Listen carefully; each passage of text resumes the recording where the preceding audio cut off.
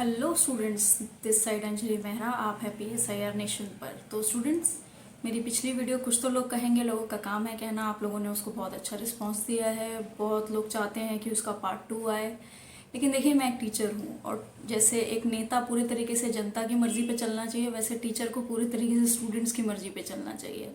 तो आप लोग मुझे अब बताएंगे कि आप लोग क्या चाहते हैं, कि आप लोग कुछ तो लोग कहेंगे का पार्ट 2 चाहते हैं, या फिर मैं ऐसे ही आपका सिलेबस आगे कंटिन्यू करती रहूं। क्योंकि आज का चैप्टर खत्म होने के बाद आप लोगों के रह जाएंगे सिर्फ 2 चैप्टर। उसके बाद आप लोगों का सिलेबस पूरी तरीके से कवर हो चुका है। जैसा मैंने आप लोगों से वादा किया था वो पूरा करने को हूँ मैं। बिल्कुल एक चैप्टर रह जाएगा आज के डिस्कशन के बाद। तो आप लोग मुझे नीचे कमेंट बॉक्स में कमेंट करके बताइएगा कि आप लोग क्या चाहते हैं। कुछ तो लोग कहेंगे का पार्ट 2, या फिर जो आपका एक आखिरी चैप्टर रह जाएगा 12th क्लास का, उसको पूरा करना चाहते हैं।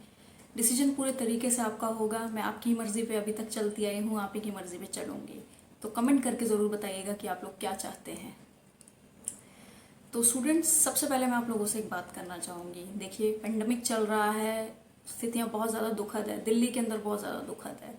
तो प्लीज़ घर से बाहर मत निकलिए। लोगों की मदद कर सकते हैं तो ज़रूर कीजिए। मदद सिर्फ सड़क पे खड़े होके कुछ करने से नहीं होती है। छोटी छोटी चीज़ें भी बहुत किसी के इंसान की ज़िंदगी में बदलाव ला सकती है। किसी के लिए कुछ कर सकते हैं तो ज़रूर करें, क्योंकि इंसान ही इंसान के काम आता है। और आप इंसान हैं, इंसान के काम आपको आना चाहिए।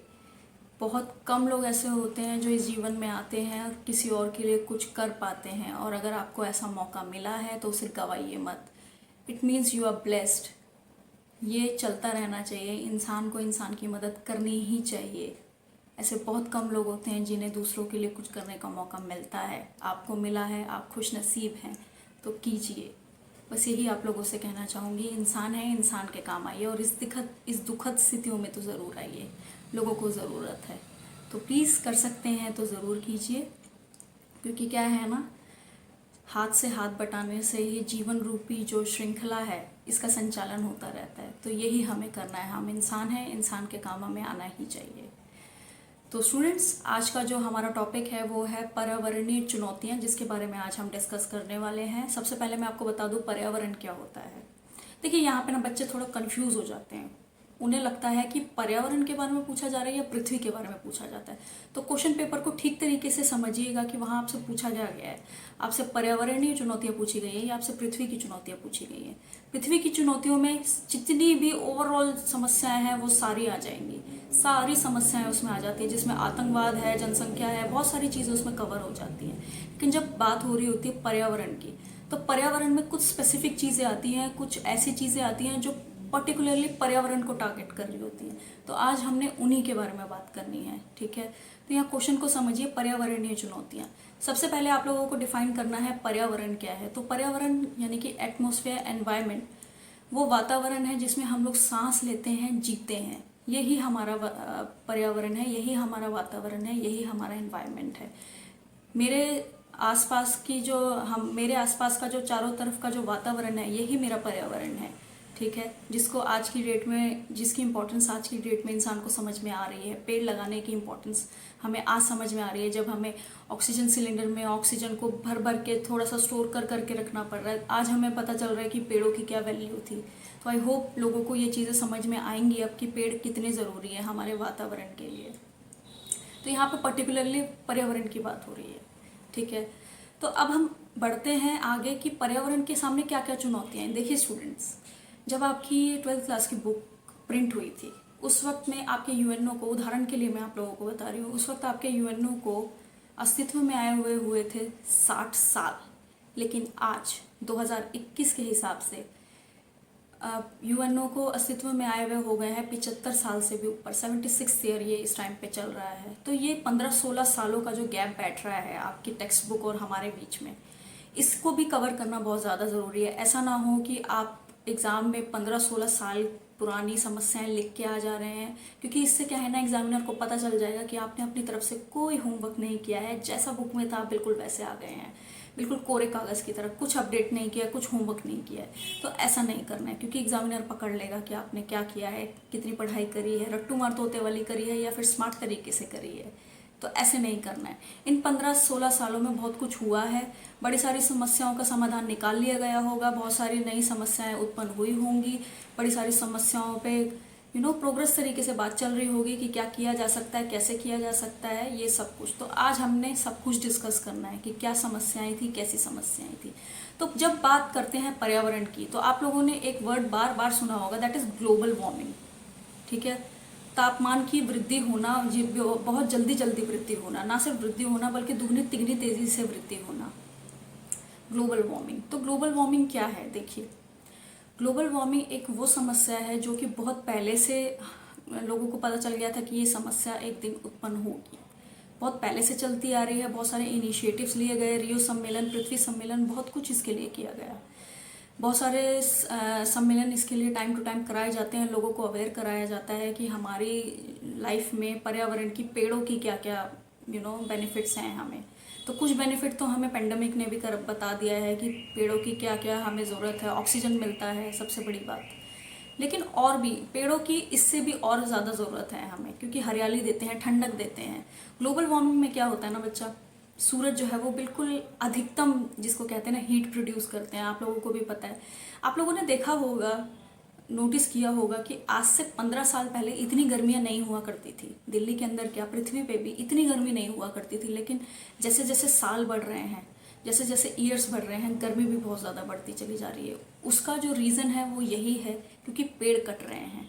बहुत अधिकतम संख्या में हम लोग पेड़ काटते हैं, हमें नहीं पता चल रहा होता है कि हमारे लिए क्या ज़रूरी है। हम पेड़ काटते हैं, अंधाधुंध काटते हैं, जिसकी वजह से क्या होता है ना, हमें जो जितनी ऑक्सीजन चाहिए उतनी हमें नहीं मिल पा रही होती है। ऑक्सीजन नहीं मिलती है, सूरज अपने चरम पे है, बिल्कुल गर्मी बिखेरने को है। आप लोगों ने कई एडवर्टाइजमेंट में भी देखा होगा, सूरज चाचा बिल्कुल एकदम गर्मी फेंक रहे होते हैं हमारी तरफ, बिल्कुल वैसे ही। और उससे क्या होता है ना, इतनी ज़्यादा गर्मी होने से जो सूरज की तरफ से जो पृथ्वी पे पराबैंगनी किरणें, जिसको हम अल्ट्रा वायलेट रेस के नाम से भी जानते हैं, वो हमारी तरफ बढ़ती हैं, जिससे स्किन कैंसर और स्किन डिसीज़ होने के बहुत ज़्यादा चांसेस हो जाते हैं। इतनी गर्मी से हमारे जो ग्लेशियर्स हैं वो पिघलना शुरू हो जाते हैं, कुछ ना कुछ इफेक्ट तो उन पर भी होगा। ग्लेशियर्स पिघलने लग जाते हैं, जिसकी वजह से क्या होगा आगे जाके, अभी तो इतना नहीं, आगे जाके क्या होगा ना, ये जो तापमान है ये 2 डिग्री तक बढ़ जाएगा। वो इतनी गर्मी हो जाएगी जो एक इंसान को बर्दाश्त करने के लायक नहीं रह जाएगा इंसान, इतनी ज़्यादा गर्मी होगी। और ये क्यों होती है? क्योंकि हम एसी लगा रहे हैं, हम फॉर्म जो स्प्रेस जो होते हैं, फॉर्म जिसको हम कहते हैं, वो यूज़ करते हैं। रेफ्रिजरेटर से क्लोरोफ्लोरोकार्बन निकलती है, एसी से क्लोरोफ्लोरोकार्बन निकलती है, जो कि हमारी हेल्थ के लिए, हमारे पर्यावरण की हेल्थ के लिए बहुत ज़्यादा खतरनाक है। हमें पता भी नहीं चल रहा होता कि हम जाने अनजाने में कितना अपने पर्यावरण को नुकसान पहुंचा रहे होते हैं। हम एसीज लगाते हैं कि घर में 2-2, 3-3 एसीज होते हैं, इससे पर्यावरण को कितना नुकसान पहुंचता है। बड़े बड़े मल्टीप्लेक्स है, बड़ी बड़ी बिल्डिंग्स है, उसमें कितने कितने हज़ारों की संख्या में एसी लगे हुए होते हैं, तो पर्यावरण को नुकसान पहुंचता है उससे, जिसकी वजह से गर्मी बढ़ रही है। और आज से कुछ साल बाद जब ग्लेशियर्स पिघलने लगेंगे ना, तो आप लोगों को भी पता है कि हमारी पृथ्वी पे इस टाइम पे जो पानी है वो 71% है। जिस टाइम पे ग्लेशियर्स पूरे तरीके से पिघलना शुरू हो जाएंगे, 95% हमारी पृथ्वी पे पानी हो जाएगा। और हम जैसे लोग, जो कि क्योंकि हम मछली जल की रानी तो है नहीं, ठीक है, तो हम लोग पानी में सांस नहीं ले सकते हैं।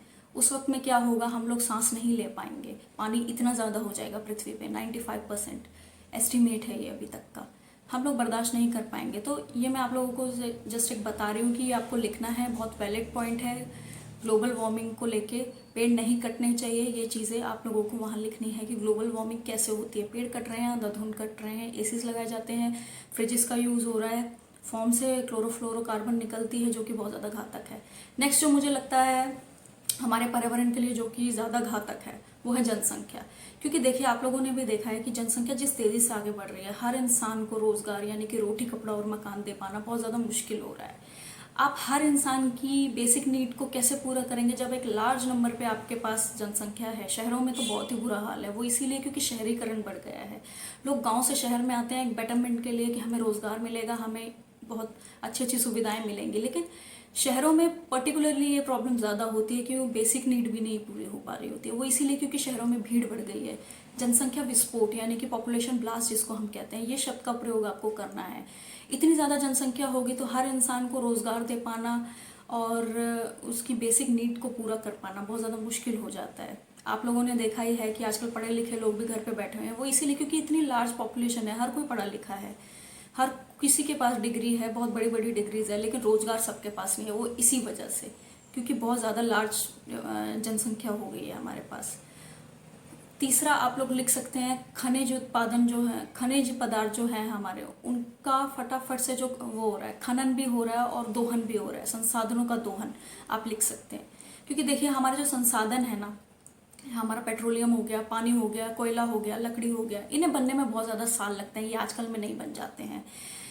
लकड़ी नहीं होगी तो कोयला नहीं होगा, कोयला नहीं होगा तो डायमंड नहीं होगा, इस तरीके से ये श्रृंखला चलती है। तो अगर एक भी चीज़ अगर बीच में से ख़त्म हो जाती है तो हमारा ये जो जाल है ये ख़त्म हो जाएगा।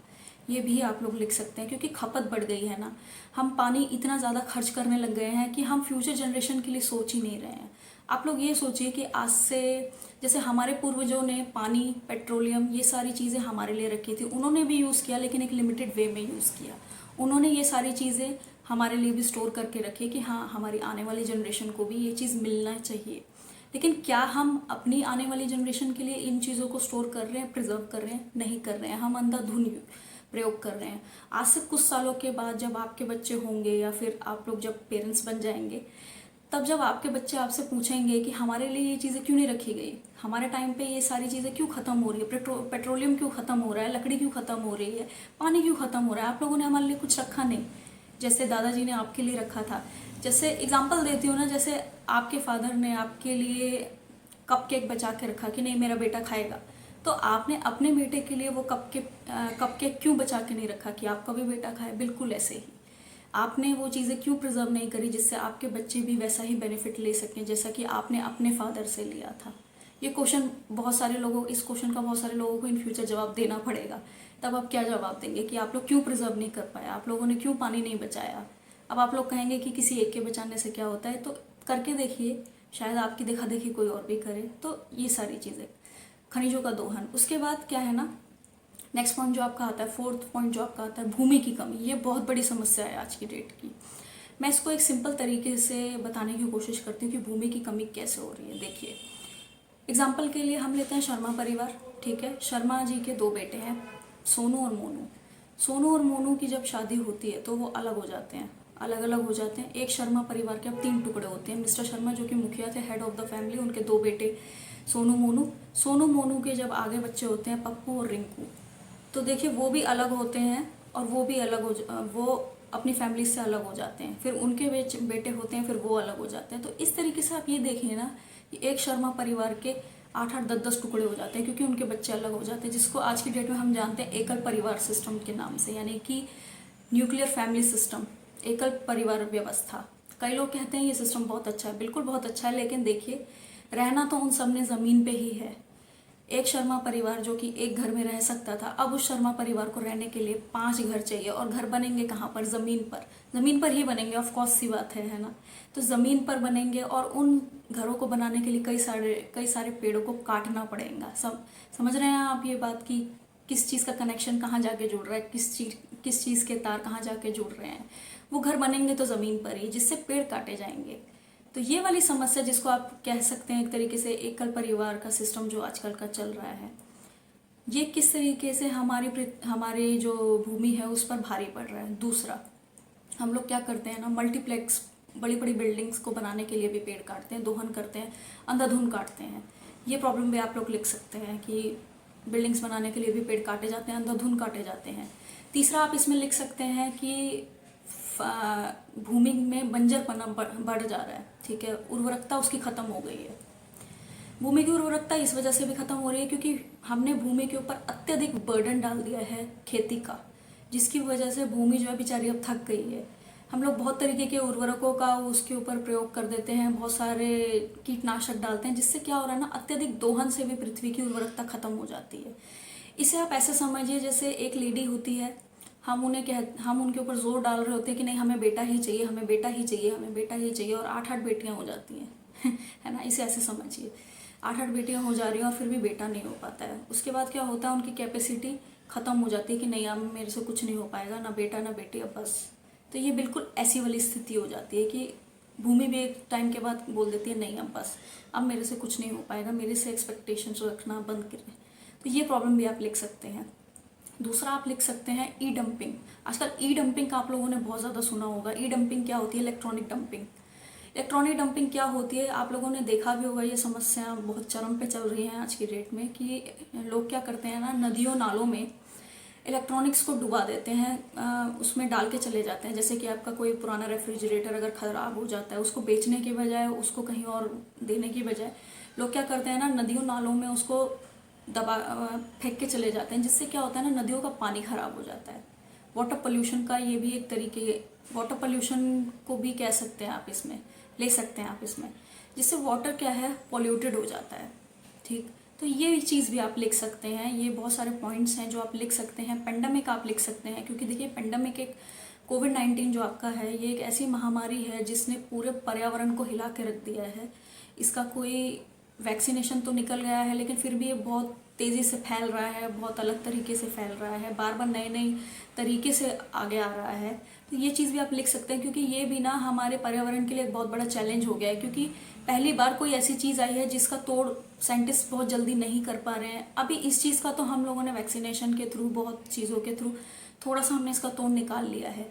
लेकिन ये चीज़ हमें क्या बताती है? ये चीज़ हमें ये बताती है कि इन फ्यूचर भी ऐसी कोई बीमारी, ऐसी कोई चीज़ हमारे सामने इंट्रोड्यूस हो सकती है, तो हम लोगों को तैयार रहना है। तो ये भी हमारे पर्यावरण के लिए एक बहुत बड़ा चैलेंज है, क्योंकि आप लोग देख रहे हैं मौतें बहुत ज़्यादा हो रही हैं, जिसकी वजह से क्या है ना, एक अनस्टेबिलिटी हो जाएगी हमारी पृथ्वी पे। आप लोग भी जानते हैं आहार जाल का, आहार श्रृंखला का नाम हर किसी ने सुना है, 12th क्लास की साइंस में पढ़ाया जाता है।